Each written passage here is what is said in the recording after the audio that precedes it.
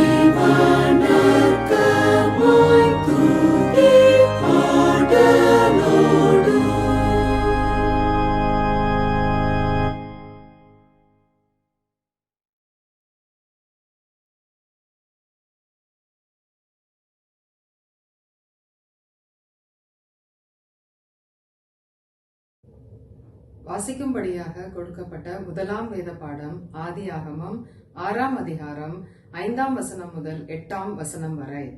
The first reading is taken from the book of Genesis, chapter 6, verses 5 to 8. மனுஷனுடைய அக்கிரமம் பூமியிலே பெருகினது என்றும் அவன் இருதயத்து நினைவுகளின் தோற்றமெல்லாம் நித்தமும் பொல்லாததே என்றும் கர்த்தர் கண்டு தாம் பூமியிலே மனுஷனை உண்டாக்கினதற்காக கர்த்தர் மனஸ்தாபப்பட்டார். அது அவர் இருதயத்துக்கு விசனமாயிருந்தது. அப்பொழுது கர்த்தர், நான் சிருஷ்டித்த மனுஷனை பூமியின் மேல் வைக்காமல் மனுஷன் முதற்கொண்டு மிருகங்கள், ஊரும் பிராணிகள், ஆகாயத்து பறவைகள் பரியந்தமும் உண்டாயிருக்கிறவைகளை நிக்கிரகம் பண்ணுவேன். நான் அவர்களை உண்டாக்கினது எனக்கு மனஸ்தாபமாய் இருக்கிறது என்றார். நோவாவுக்கோ கர்த்தருடைய கண்களில் கிருபை கிடைத்தது. வாசிக்க வேண்டிய முதலாம் பாடம் வாசித்து முடிந்தது. தேவனுக்கே மகிமை உண்டாவதாக.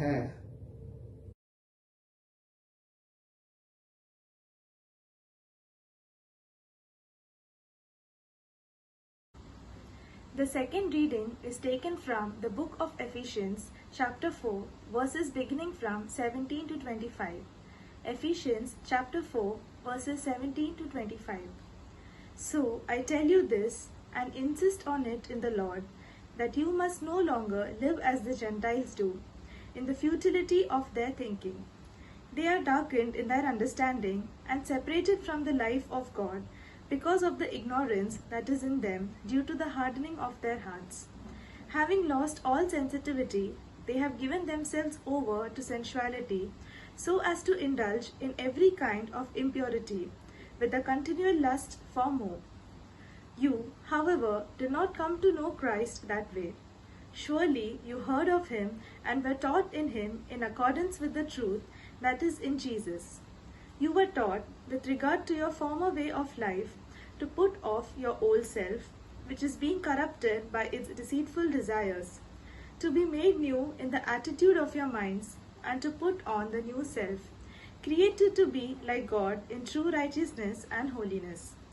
Therefore, each of you must put off falsehood and speak truthfully to his neighbor, for we are all members of one body. Here ends the reading.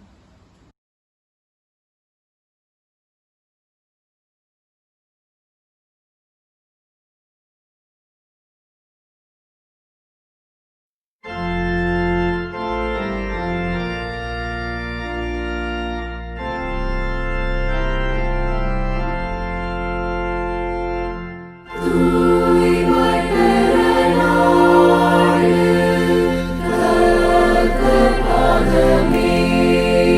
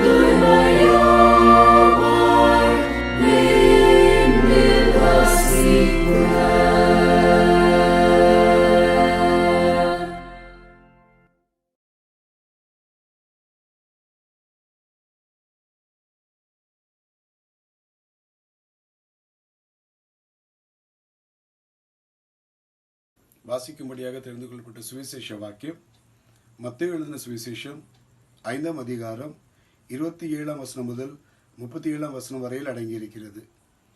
The gospel reading is taken from Gospel according to Matthew chapter 5 verses 27 to 37. மத்தேயு 5ஆம் அதிகாரம் 27ஆம் வசனம். விபச்சாரம் செய்யாதிருப்பாயாக என்பது பூர்வத்தாருக்கு உரைக்கப்பட்டதென்று கேள்விப்பட்டிருக்கிறீர்கள். நான் உங்களுக்கு சொல்லுகிறேன், ஒரு ஸ்திரீயை இச்சையோடு பார்க்கிற எவனும் தன் இருதயத்தில் அவளோடு விபச்சாரம் செய்தாயிற்று. உன் வலது கண் உனக்கு இடரல் உண்டாக்கினால் அதை பிடுங்கி எரிந்து போடு. உன் சரீரம் முழுவதும் நரகத்தில் தள்ளப்படுவதை பார்க்கிலும் உன் அவயங்களில் ஒன்று கெட்டுப்போவது உனக்கு நலமாயிருக்கும்.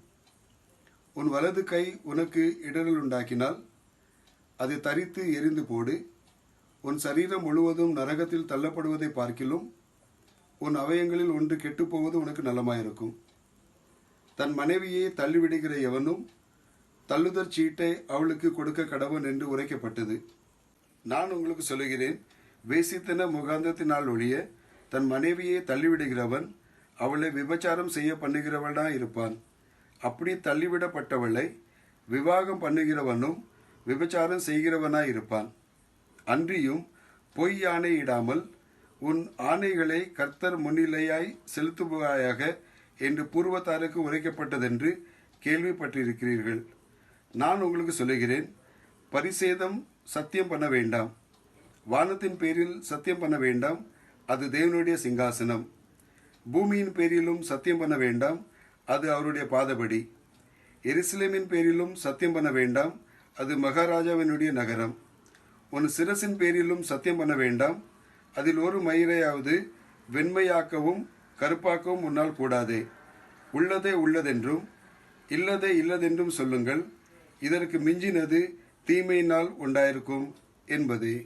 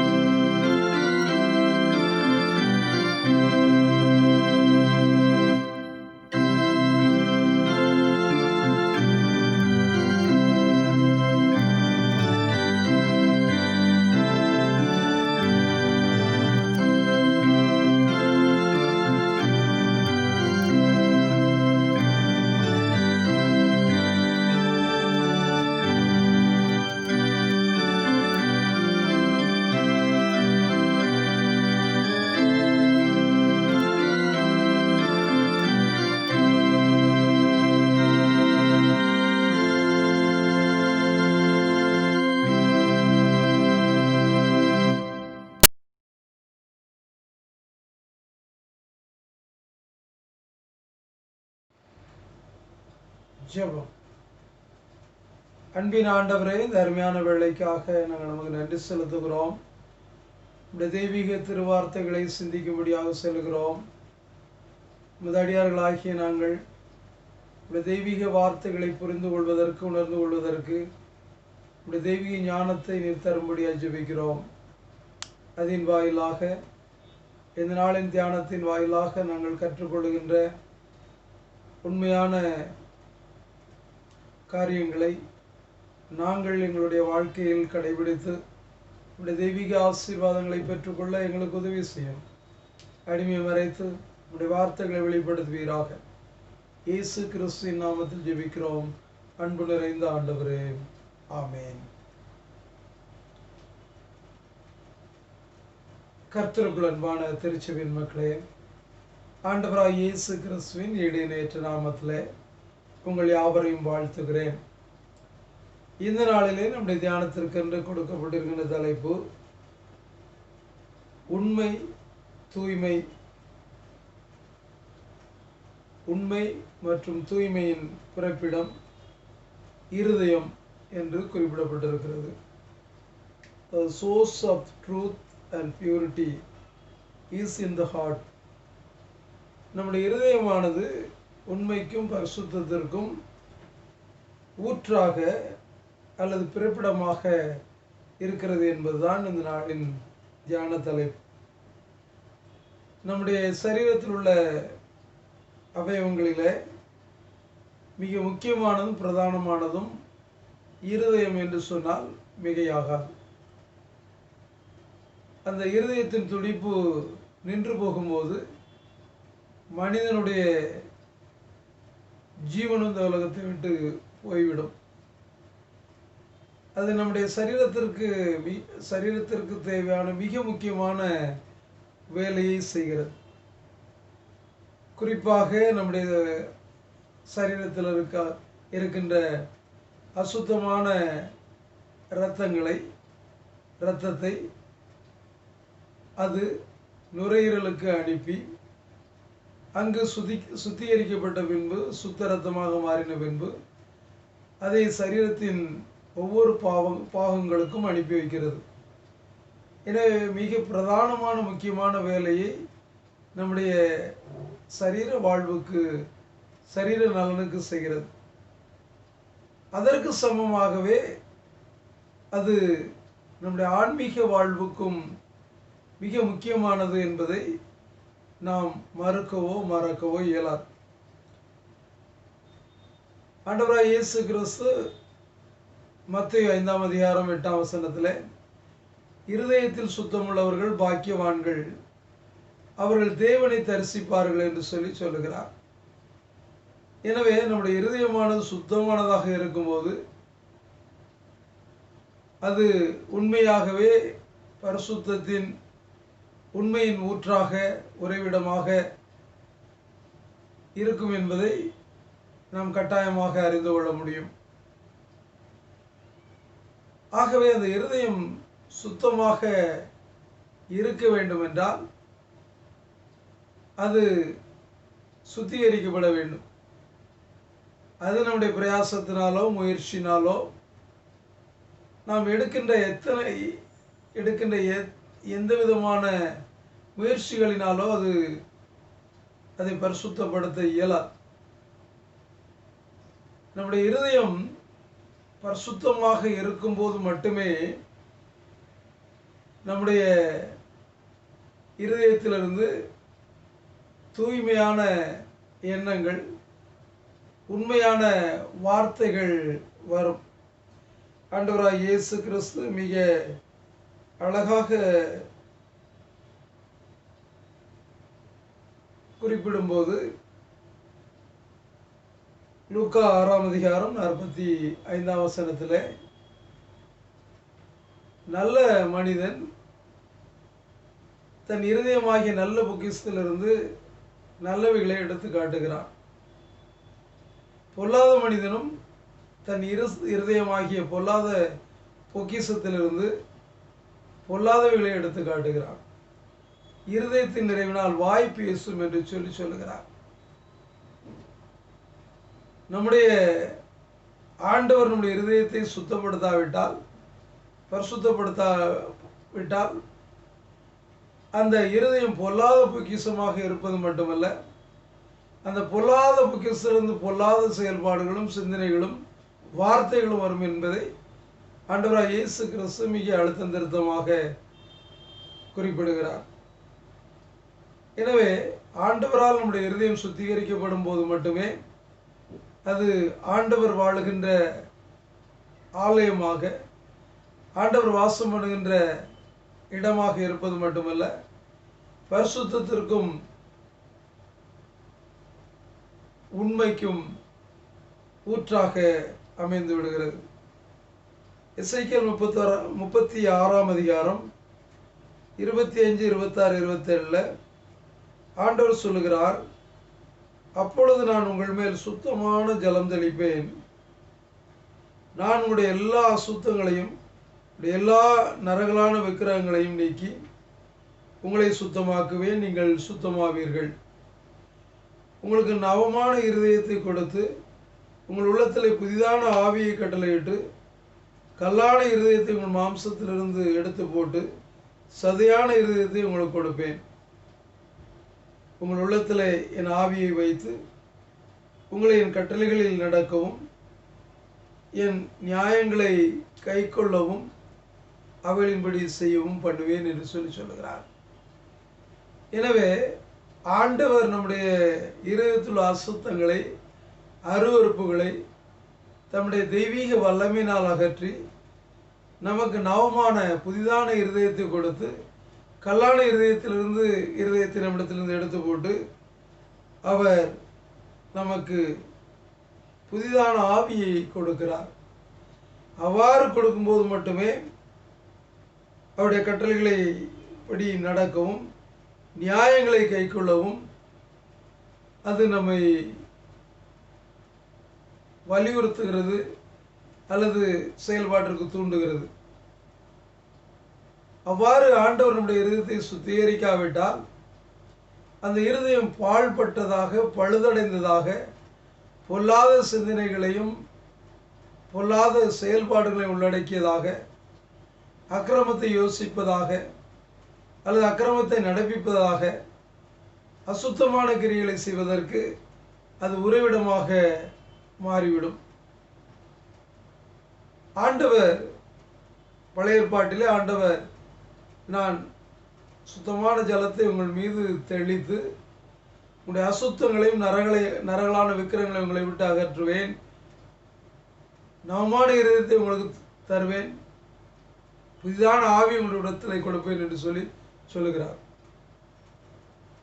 அப்படியானால் புதிய ஏற்பாட்டின் அடிப்படையில் ஆண்டவராய் இயேசு கிறிஸ்துவின் இரத்தமானது நம்முடைய சகல பாவங்களை நீக்கி நம்மை சுத்திகரிப்பதாக இருக்கிறது. நம்முடைய பாவங்களை ஆண்டவராய் இயேசு கிறிஸ்துவினிடத்தில் அறிக்கையிட்டு விட்டுவிடும்போது, அவருடைய உதவிக்காக, அவருடைய மீட்பிற்காக நாம் கெஞ்சும் போது, அவர் கல்வாரியில் சிந்தின இரத்தத்தின் வல்லமையினால் நம்மை சுத்திகரித்து நம்முடைய இருதயத்தை கரைதிரையற்றதாக மாற்றுகிறார். அவர் வாசம் பண்ணுகின்ற ஸ்தலமாக மாற்றுகிறார். நம்முடைய இருதயம் உண்மையிலே கரைதிரையற்றதாக, அசுத்தமற்றதாக அல்லது தீமையான சிந்தனைகளோ எண்ணங்களோ இல்லாதாக நீங்கி அது தேவனுடைய மகிமை வெளிப்படுத்துவதாக, தேவனுடைய மாட்சிமை வெளிப்படுத்துவதாக மாறிவிடுகிறது. அது மட்டுமல்ல, அந்த இருதயத்திலிருந்து தான் உண்மை பிறக்கும். அது மட்டுமல்ல, பரிசுத்தமும் காணப்படும். இதற்கு 3 திருமறை பகுதிகள் நமக்கு கொடுக்கப்பட்டிருக்கிறது. முதலாவது ஆதியாகமம் 6ஆம் அதிகாரம் நமக்கு கொடுக்கப்பட்டிருக்கிறது. இங்கே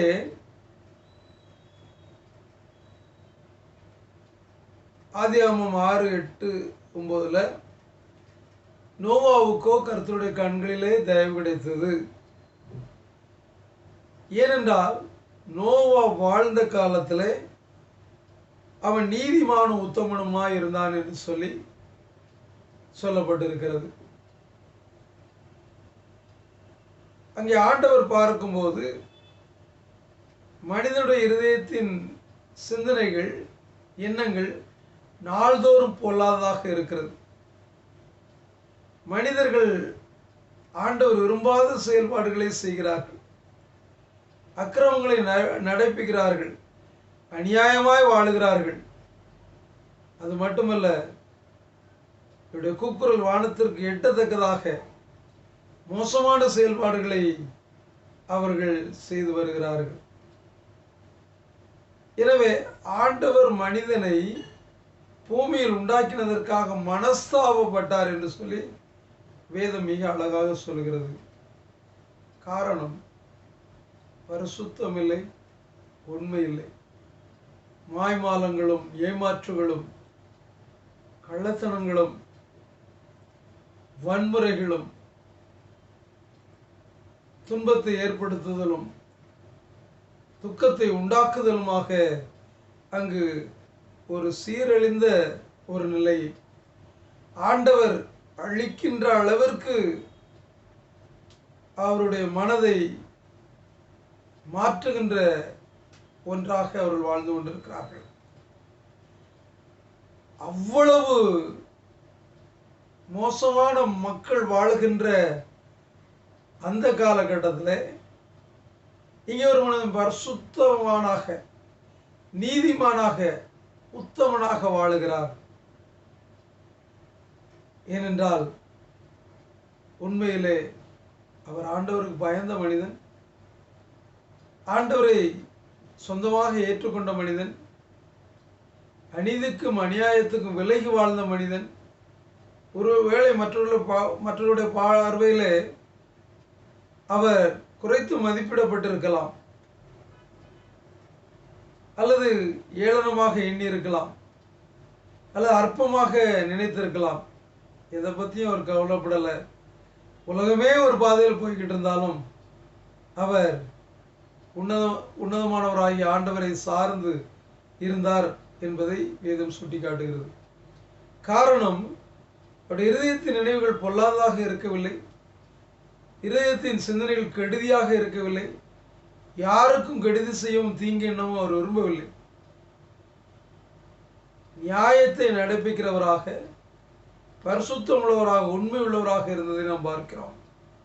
காரணம், அந்த இருதயம் ஆண்டவரால் பரிசுத்தப்படுத்தப்பட்ட இருதயம், ஆண்டவரால் அங்கீகரிக்கப்பட்ட ஒரு இருதயம், ஆண்டவர் நேசிக்கின்ற ஒரு மனிதனுடைய இருதயமாக அது இருந்தபடியினால் தன்னை சுற்றிலும் எவ்வளவு தீமைகள் நடந்தாலும், எவ்வளவு அநீதிகள் நடந்தாலும், எவ்வளவு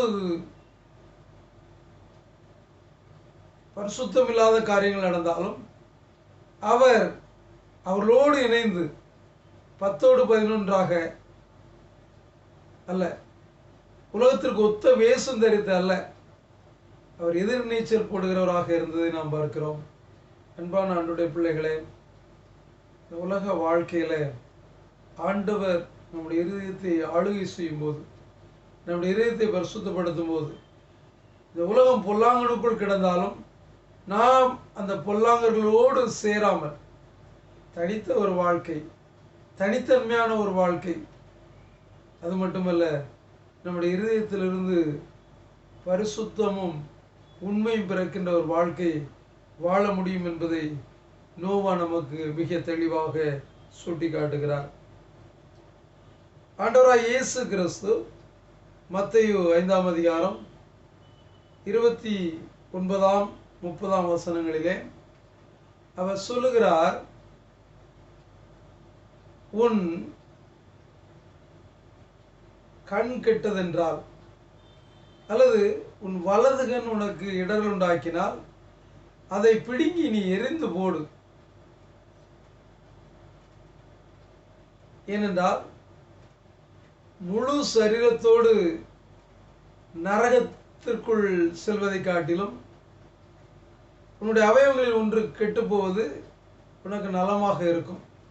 அதாவது ஒற்றை கண்ணனாய் ஜீவனுக்குள் பிரவேசிப்பது நல்லது என்று சொல்லி ஆண்டவர் மிக தெளிவாக குறிப்பிடுகிறார். உன் வலது கை உனக்கு இடரல் உண்டாக்கினால் அதை தரித்து எரிந்து போடு. உன் சரீரம் முழுவதும் நரகத்திற்கு செல்வதை காட்டிலும் உன்னுடைய அவயவங்களில் ஒன்று கெட்டு போவது உனக்கு நலமாக இருக்கும். உன்னுடைய முழு சரீரம் நரகத்தில் சென்று அழிவதை காட்டிலும் நீ ஒற்றை கையுடையவனாய் ஜீவனுக்குள் பிரவேசிப்பது உனக்கு நல்லது என்று சொல்கிறார். உண்மையிலே பரிசுத்தமாக்கப்பட்ட ஒரு மனிதன் தனக்கு எது இடலாக அமைகிறதோ அல்லது தன்னுடைய பரிசுத்தத்திற்கு பங்கம் விளைவிக்கிறதோ, பரிசுத்தமாக வாழ்வதற்கு இடையூறாக இருக்கிறதோ, அதை தூக்கி எறிந்துவிட வேண்டும், அப்புறப்படுத்தி விட வேண்டும் என்பதுதான் ஆண்டவர் கூறுகின்ற ஒரு காரியம். உண்மையிலே பரிசுத்தமாக்கப்பட்ட ஒரு மனிதன் அல்லது சுத்த இருதயத்தை உடைய ஒரு மனிதன் எந்த ஒரு தவறும் தன்னை அணுகுவதற்கு அவன் அனுமதிப்பதில்லை. அதனால் எவ்வளவு நஷ்டம் ஏற்படுவதாக இருந்தாலும், அதனால் எவ்வளவு இழப்பு ஏற்படுவதாக இருந்தாலும், அதனால் எவ்வளவு அவமானங்கள் நிந்தைகள் ஏற்படுவதாக இருந்தாலும் அவன் அந்த தவறான காரியத்தில் தன்னை ஈடுபடுத்திக் கொள்ள மாட்டான். சொல்லுவாங்க, அழகா சொல்லுவாங்க, பன்றி இருக்குது, அது சாக்கடைக்குள்ள விழுந்ததுன்னா சாக்கடை விட்டு எந்திரிக்கவே செய்யாது. ஏனென்றால் அது அதற்கு பழகி போன ஒன்று. அதில் உள்ள துர்நாற்றமோ அல்லது அதில் உள்ள அசுத்தமோ அருவருப்போ அதற்கு சுகமாகவே இருக்கும். ஆனால் தப்பி தவறி ஒரு ஆட்டுக்குட்டி சாக்கடையில் உள்ளமானால் ஒரு செகண்ட் கூட அது உள்ள கிடக்காது. வேகமாக அது கரைக்கு வந்து நல்லா ஒரு உதறு அல்ல பல முறை உதறி தன்னுடைய சரீரத்தில் இருக்கின்ற அந்த முழு அழுக்கையும் அது தன்னை விட்டு அகற்றிவிடும். இதே போலதான் ஆண்டவர் சொல்லுகிறார், உன்னுடைய வாழ்க்கையிலே உனக்கு தீங்கி ஏற்படுத்துகின்ற அல்ல உன்னுடைய வாழ்க்கையை கெடுக்கின்ற, உன்னுடைய பரிசுத்தத்தை கெடுக்கின்ற, உன்னுடைய உண்மையை கெடுக்கின்ற எந்த ஒன்றாக இருந்தாலும், இவன் கண்ணா இருந்தால் கூட கவலைப்படாது, அப்படி தூர வீசு. அது கையா இருந்தால் கூட கவலைப்பட, வெட்டி எரிஞ்சு போட்டுரு. அது உனக்கு அவசியம் இல்லை, தேவையில்லை. அது இருந்ததுன்னா அவனுடைய முழு சரீரத்தையும் நரகத்திற்கு கொண்டு சேர்த்து விடும் என்று சொல்கிறார். அன்பான ஆண்டவருடைய பிள்ளைகளே, உலக வாழ்க்கையில ஆண்டவர் இன்னொரு காரியத்தையும் சொல்லுகிறார். மத்தேயு 5:37 உள்ளதே உள்ளதென்றும் இல்லதே இல்லதென்றும் சொல்லுங்கள், இதற்கு மிஞ்சினது தீமையினால் உண்டாயிருக்கும் என்று சொல்கிறார். ஸ்ட்ரைட் ஃபார்வர்டு, தப்புனா தப்புன்னு சொல்லி, நியாயம்னா நியாயம்னு சொல்லி மாற்றி பெரட்டி பேசக்கூடாது. நம்முடைய இருதயத்தில் பரிசுத்தம் இருக்குமானால், நம்முடைய இருதயத்தில் உண்மை இருக்குமானால் நம்ம மாற்றி பேச மாட்டோம். உள்ளதை உள்ளதுன்னு சொல்லுவோம். ஒருவேளை பகைக்கலாம், எதிர்க்கலாம், அல்லது நமக்கு கஷ்டத்தை துன்பத்தை ஏற்படுத்தலாம், நம்மை அவமானப்படுத்துவதற்கு ஏராளமான காரியங்களை செய்யலாம். அதை பற்றி கவலைப்பட வேண்டாம். எது உண்மையோ எது சரியோ, உண்மை உண்மைன்னு சொல்லு, தப்பு தப்புன்னு சொல்லு. யார் அப்படி சொல்ல முடியும்? இருதயத்தில் பரிசுத்தம் உள்ள ஒரு மனிதன், இருதயம் சுத்திகரிக்கப்பட்ட மனிதன், இருதயத்தில் உண்மையுள்ள மனிதன் மட்டும்தான் அதை சொல்ல முடியும். அன்பான ஆண்டவருடைய பிள்ளைகளே, ஆண்டவராகிய இயேசு கிறிஸ்து நம்முடைய இருதயத்தை சுத்திகரிக்கும் போது தவறான காரியங்களை அல்ல தீமையான காரியங்களை நாம் விட்டு விலகி ஓடுவது மட்டுமல்ல, நம்மிலிருந்து அப்புறப்படுத்தி நம்முடைய பரிசுத்தத்தை காத்துக்கொள்ள உதவுகிறது. ஏனென்றால் அந்த இருதயம் சுத்திகரிக்கப்பட்ட இருதயம், ஆண்டவர் வாழுகின்ற இருதயம், பரிசுத்தமான இருதயம், உண்மை உள்ள இருதயம். எனவே இங்கிருந்து தான் இது இப்படிப்பட்ட இருதயம்தான் தேவையற்ற காரியங்களை, தீமையான காரியங்களை தன்னை விட்டு அகற்றுகின்ற மனிதனுடைய இதயமானது உண்மையையும் பரிசுத்தத்தையும் அஸ்திவாரமாக கொண்டிருப்பது மட்டுமல்ல, அது உண்மையின் பரிசுத்தத்தின் ஊற்றாக அல்லது அது புறப்படுகின்ற சோர்ஸாக இருக்கிறது என்பதை நாம் அறிந்து கொள்ள வேண்டும். இறுதியாக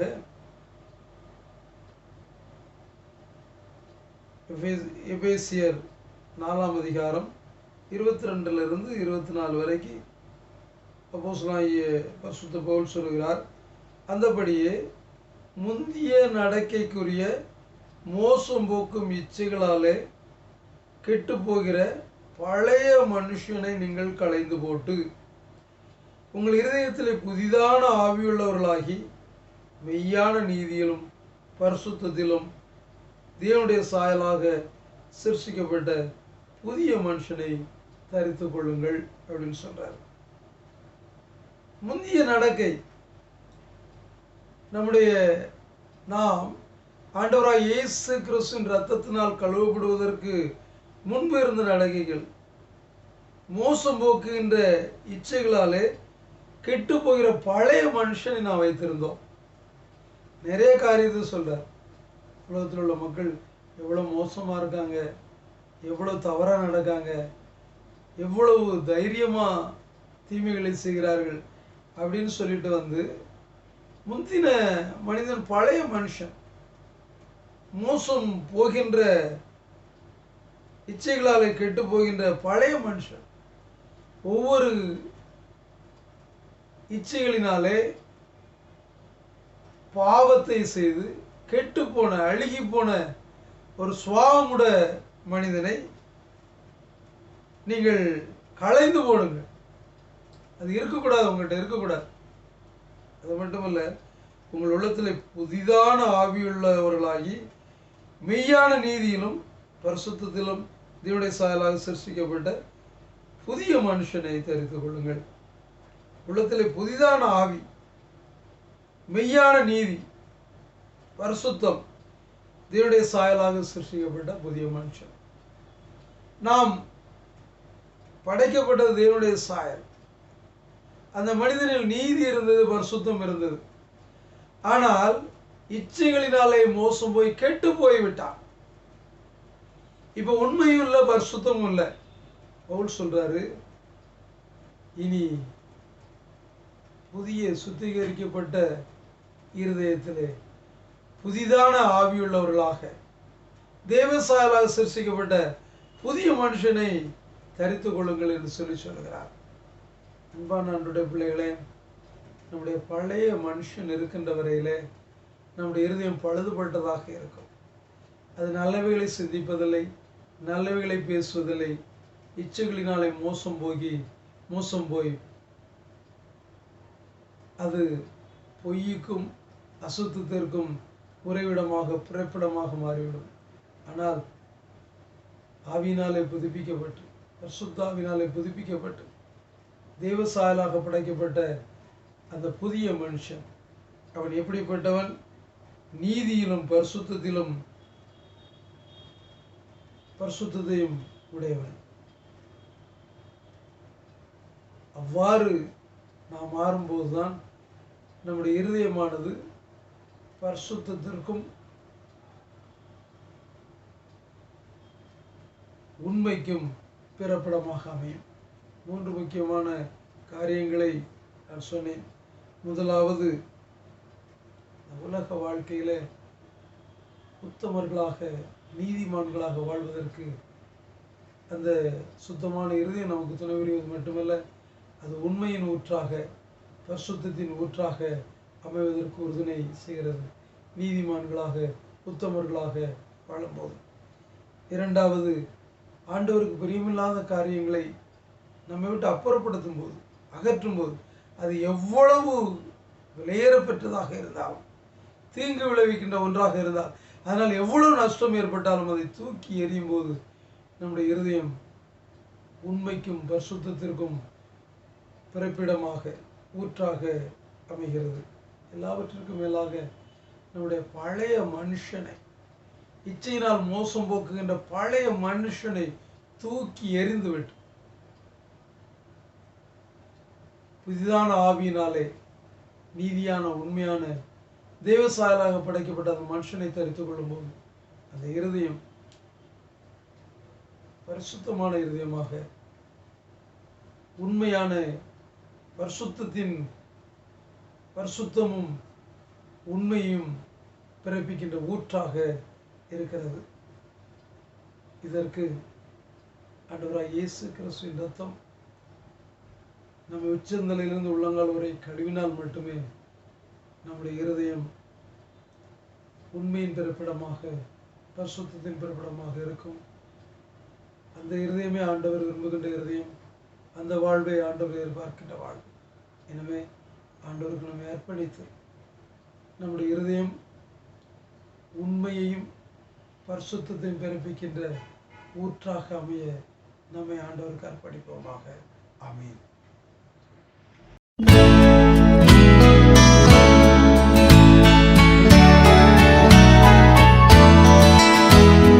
There shall be showers of blessing. This is the promise of love. There shall be seasons refreshing, sent from the Savior above. Showers of blessing, showers of blessing we need. Mercy drops round us are falling, but for the showers we plead.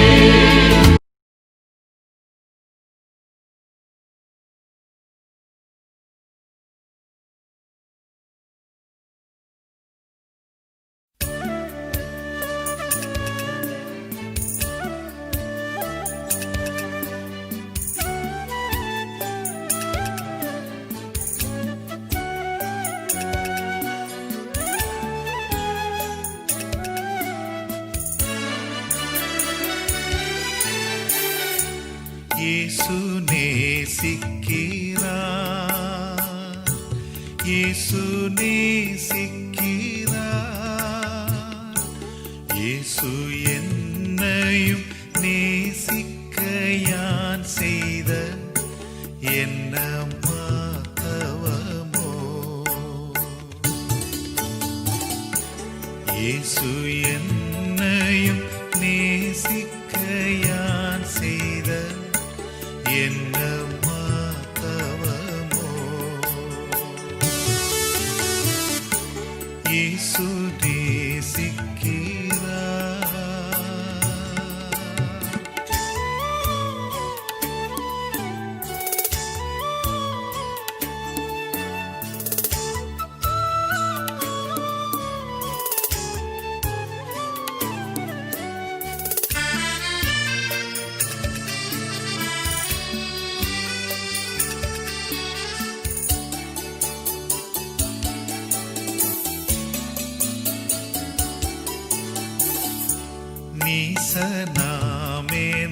நீசனாமேனைத்தான் இயேசு நேசிக்கிறார்.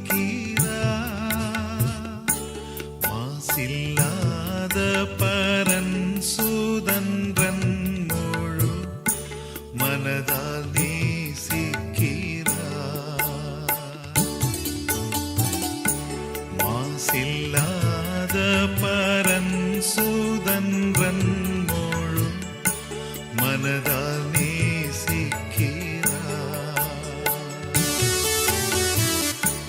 இயேசு நேசிக்கிறார்.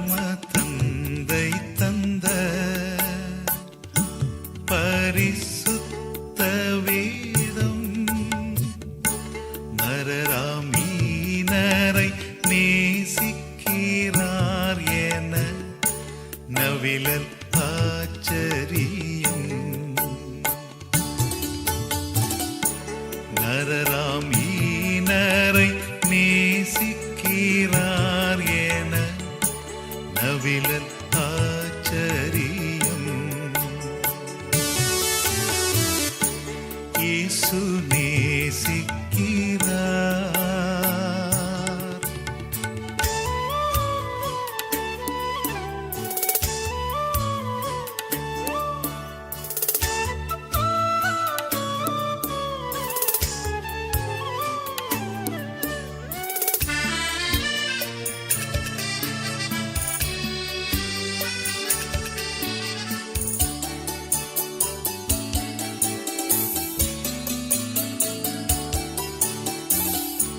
நாதனை மறந்து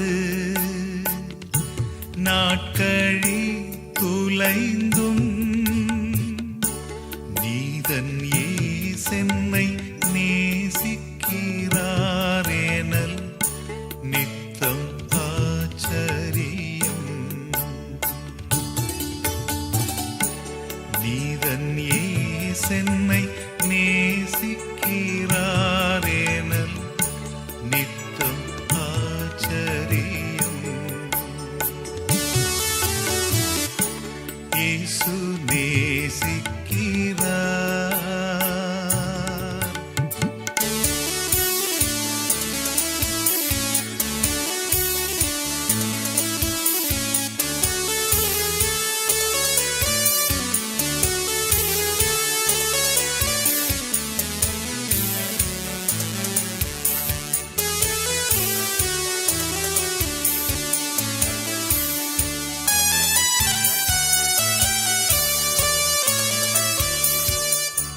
ராசன் இயேசுவின் மேல் இன்ப கீதம் சொல்லி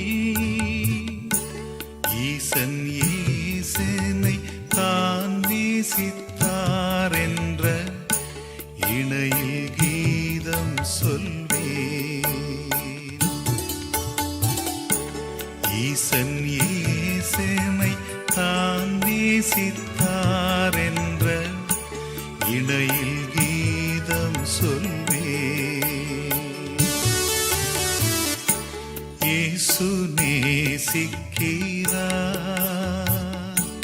இயேசு நேசிக்கிறார். இயேசு என்னையும் நேசிக்க யான் செய்த என்ன மாத்தவமோ.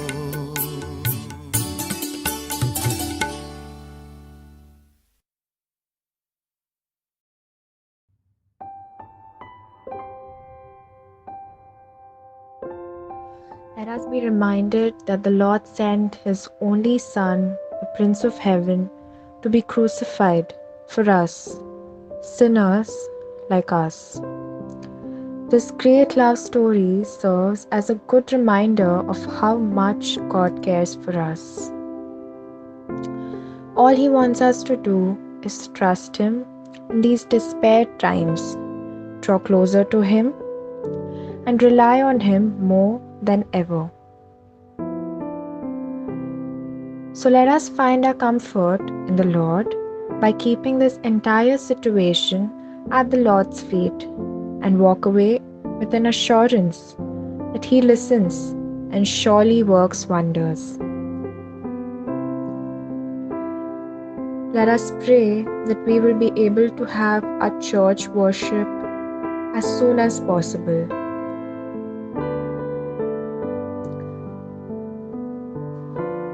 Pray that the number of COVID-19 infection cases will reduce in Maharashtra and in the entire country.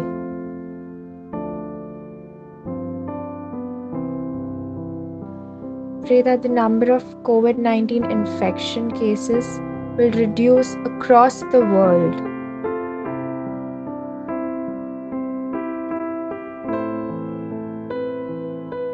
Let us pray that the COVID-19 positive patients will recover.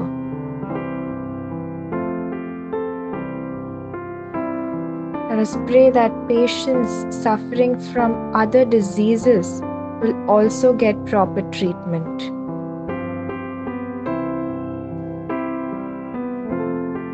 Let's pray for God's protection on all doctors, nurses, and all healthcare workers.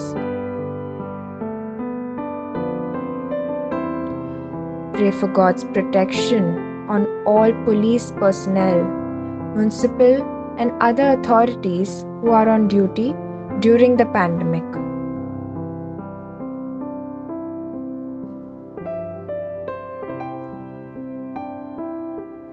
Pray that God's wisdom be on all state and national leadership.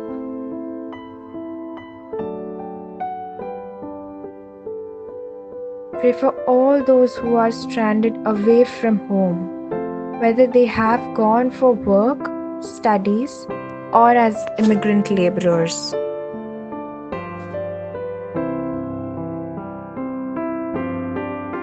Above all, let us cry out like King Hezekiah to protect this world and its people from this deadly coronavirus. Let us unite in oneness in spirit and pray like the believer's prayer. Let the whole world shake in good health and glorify the Lord whom we all worship. In Jesus Christ's mighty name, we all say Amen and Amen. பரமண்டலங்களில் இருக்கிற எங்கள் பிதாவே, உம்முடைய நாமம் பரிசுத்தப்படுவதாக, உம்முடைய ராஜ்யம் வருவதாக, உம்முடைய சித்தம் பரமண்டலத்திலே செய்யப்படுகிறது போல பூமியிலேயும் செய்யப்படுவதாக. அன்றன்றுள்ள எங்கள் அப்பத்தை எங்களுக்கு இன்று தாரும். எங்களுக்கு விரோதமாய் குற்றம் செய்கிறவர்களுக்கு நாங்கள் மன்னிக்கிறது போல எங்கள் குற்றங்களை எங்களுக்கு மன்னியும். எங்களை சோதனைக்குள் பிரவேசிக்க பண்ணாமல் தீமை நின்று எங்களை ரட்சித்துக் கொள்ளும். ராஜ்யமும் வல்லமையும் மகிமையும் என்றென்றைக்கும் உம்முடையவைகளே. ஆமென்.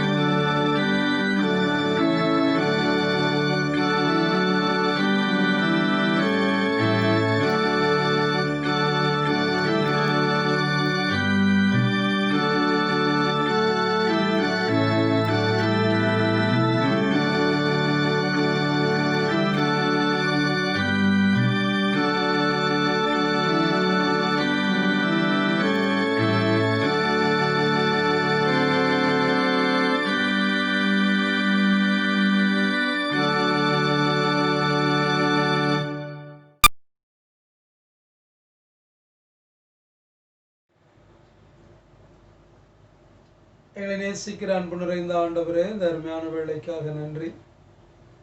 இந்த நாளின் ஆராதனை வேளையிலே துவக்கம் முதல் நிறைவு மட்டும் எங்களோடு கூட இருந்ததற்காக நமக்கு நன்றி செலுத்துகிறோம். இந்த ஆராதனையில் பங்கு பெற்ற ஒவ்வொரு பிள்ளைகளையும் பேர் பேராக குடும்பமாக ஆசீர்வதிப்பீராக.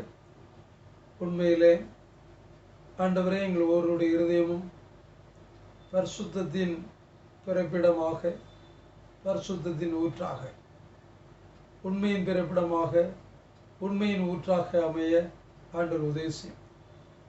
பழைய ஏற்பாட்டிலே தீர்க்கதரிசி சொன்னது போல, தீர்க்கதரிசியின் வாயிலாக ஆண்டவர் சொன்னது போல, இருதயத்தை நான் சுத்திகரித்து நவமான இருதயத்தை அவர்களுக்கு கொடுப்பேன், கல்லான இருதயத்திலிருந்து அவருடைய மாம்சத்திலிருந்து அகற்றுவேன், அது மட்டுமல்ல புதிதான ஆவி அவர்களுக்கு தந்தருவேன் என்று சொன்னது போல, புதிய ஏற்பாட்டின் காலத்தில் நம்முடைய தெய்வீக குமாரன் இரத்தத்தினாலே எங்களை கரைதிரையற்றவர்களாக கழுவி சுத்திகரித்து இருதயத்தை பரிசுத்தப்படுத்துகிறீர். அதற்காக நன்றி. எங்களை நாங்கள் அதற்கென்று அர்ப்பணித்து நம்முடைய இருதயம் பரிசுத்தப்படவும், நம்முடைய இருதயமானது நம்முடைய ஆலயமாக மாறவும் நீர் அதில் தங்கி தாபரித்து நம்முடைய இருதயத்திலிருந்து பரிசுத்தத்தையும், ஆண்டவரே எங்களுடைய இருதயமான பரிசுத்தத்தையும் உண்மையும் ஊற்றாக, உண்மையின் ஊற்றாக அமைய நீர் உதவி செய்தரும். அது உமக்கு சுகந்த வாசனையாக உமக்கு ஏற்றதாக இருக்கட்டும். இந்த வேளையிலும் என்னுடைய தேசத்திற்காக நாங்கள் நோக்கி பார்க்கிறோம், உலக நாடுகளுக்காக நோக்கி பார்க்கிறோம்.